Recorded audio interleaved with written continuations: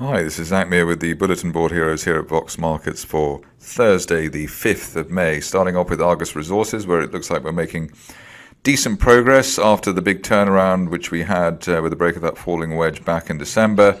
Good price action, with mostly above the 50-day moving average. That's currently around the 2.35 pence level. I'm just going to break that resistance line there from back in February last year. Above that at 4p, looking for 5.5 or even 6p. Possibly as soon as the end of this month. 50 and 200-day moving averages both rising, providing decent momentum. On to a stock which has described itself as energized this morning, Argo Blockchain. Here it looks like we're just breaking that line of resistance there from back in September last year. We've had so this is the third attempt, so let's see if it's third time lucky. We've got a bullish divergence line here in the RSI window as well, which should provide momentum and take the shares back up to 90 pence while they hold above the 60 pence area. If you're cautious, maybe you just wait for a proper clearance of 68, 69 pence, something like that, to get things going. But it looks as though with that bullish divergence line, which is a leading indicator, normally the shares are ready to head higher, at least to the top of the post-February range. Stock which is getting a bit of Twitter attention at the moment is Barron Oil. Obviously not the greatest of stocks to chart, given how spiky the price action is. But the overall pattern here looks as though we've got a resistance line projection from back in September 2020. That's heading for 0.15, and the longer we hold above the 0.07 area, which is effectively that resistance line there from April last year, the greater the chance of a breakout through 0.09 and then heading up towards 0.15. Over the next couple of months. We had a little bear trap in the last week as well, so that's normally a good indication that the stock is ready to break out. And the candles of the last couple of days and the rising 50 and 200-day moving averages, which look like they're heading into a golden cross, also positives for the stock at the moment, but obviously not for everyone, given the micro share price that the company has at the moment. On to Goldplat, which updated today, and here we've had a gap to the upside. What's interesting here, I suppose, is the way that we've got this rather ragged saucer pattern here, a nice little handle there at 8 pence, and above 8 pence, looking for the shares to break out, hopefully quite significantly.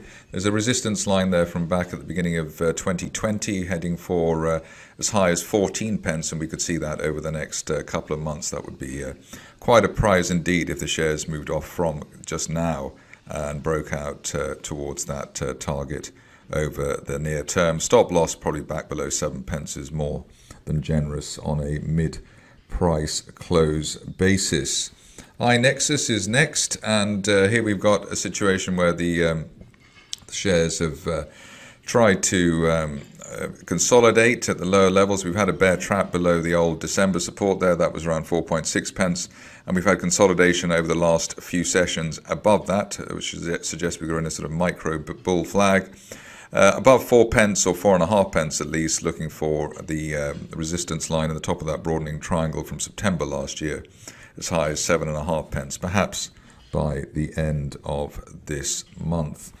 Ideagen, which is sort of in a potential bid situation, had a nice little flip up today, bouncing off that uptrend line from March.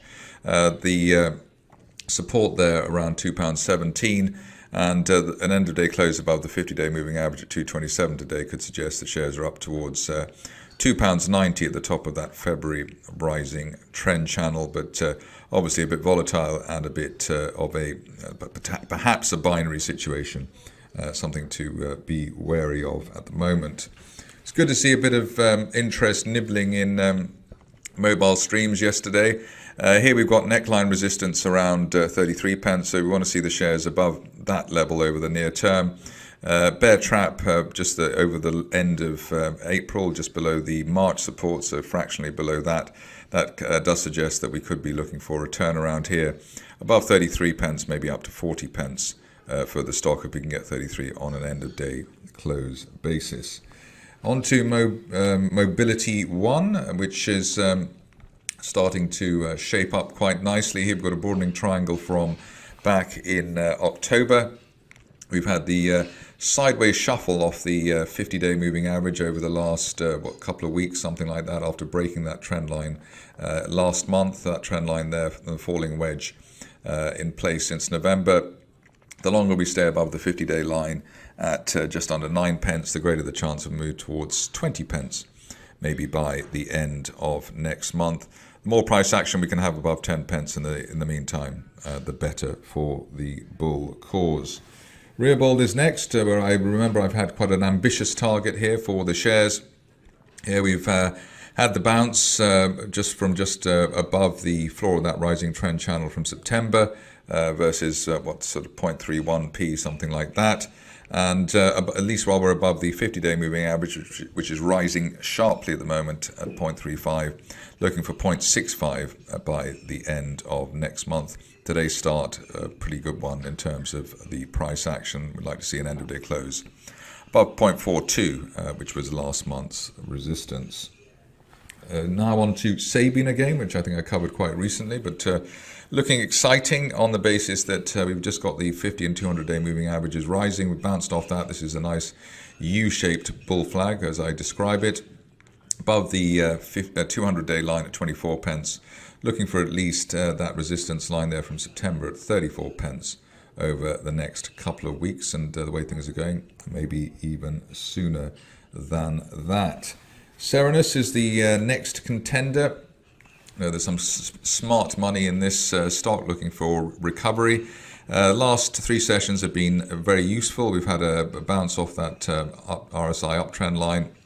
We've had a key reversal to the upside on Tuesday, and a unfilled gap to the upside yesterday. End of day close above yesterday's gap day, which was at 2.1 pence, would break that line of resistance from August and also open up the possibility of a move to 3 pence over the next 4 to 6 weeks, something along that kind of time frame.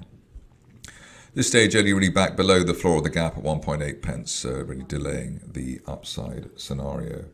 On to UKOG, which seems to have had some decent news today. We were tentatively looking for 0.18 before today's rather good announcement, but with that now at 0.18, it looks as though it could be relatively easily hit over the next couple of weeks, something like that. Obviously, the company has a habit of raising money on strength, but perhaps it'll wait until 0.18 is hit before pressing that particular button, if it indeed does. Only back below recent support, 0.11 pence, really delaying the upside scenario, but probably one would even be surprised now if the shares went back below the 200-day moving average at 0.12. Finishing off with Woodbois, which has delivered some satisfaction today on the basis that the target that we were looking for at 9 pence has been hit rather easily with a gap, quite a flourish really through resistance. Gap through resistance tends to be a very welcome thing. We've also just about to probably have a golden cross between the 50 and 200-day moving averages over the next 24 hours, so that's looking pretty encouraging too.